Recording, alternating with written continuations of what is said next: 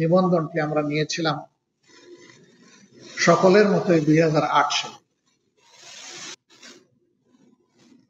যে শর্তে তখন আমাদেরকে নিবন্ধন দেয়া হয়েছিল সেই শর্তের কোনো বিচ্যুতি জামাতে ইসলামী করে নাই।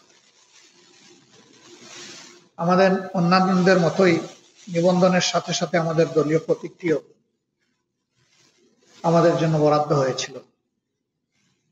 নিবন্ধন পরবর্তী একটা নির্বাচনে সেই প্রতীক নিয়ে জামাতে ইসলামী নির্বাচনও করেছে, কিন্তু 2009 সালে দুর্ভাগ্যজনকভাবে সরকারের ইঙ্গিতে একটি বিশেষ মহল রাজনৈতিক প্রতিহিংসার বশবর্তী হয়ে আমাদের নিবন্ধন বাতিল করার জন্য অন্যায্যভাবে বেআইনিভাবে আদালতে যায়। আদালতও এখতিয়ার বহির্ভূতভাবে এই মামলাকে আমলে নিয়ে একটা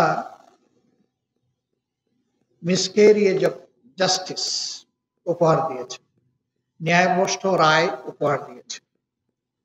সেই রায়ের ভিত্তিতে, হাইকোর্টের রায়ের ভিত্তিতে আমাদের নিবন্ধনটি বাতিলের পর্যায়ে চলে যায়।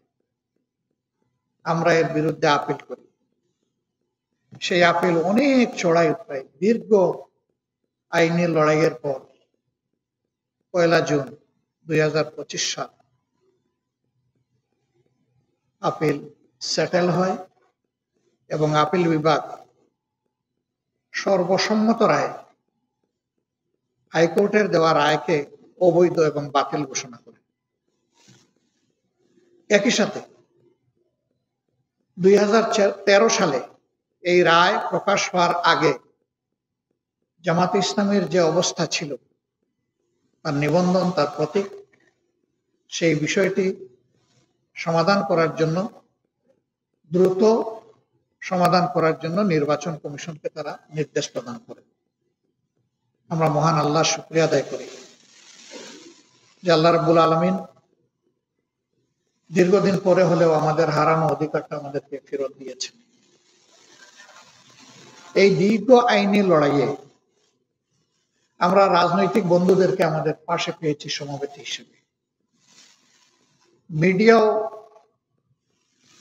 অনেকেই আমাদেরকে সহযোগিতা করেছেন, আমাদের শুভাকাঙ্ক্ষীরা আমাদের পাশে থেকেছেন। ডিপ্লোম্যাটিক কোরের respectable members, they also assisted us and encouraged us. আমরা এইভাবে সমাজের সংশ্লিষ্ট সকলেই যারা আমাদের এই কষ্টে, শুধু আমাদের এই আইনের লড়াই নয়, আমাদের উপর যত ধরনের জুলুম হয়েছে সেই জুলুমের প্রতিবাদ করেছেন, আমাদের পাশে থেকেছেন, সাহস জুগিয়েছেন, পরামর্শ দিয়েছেন, দোয়া করেছেন,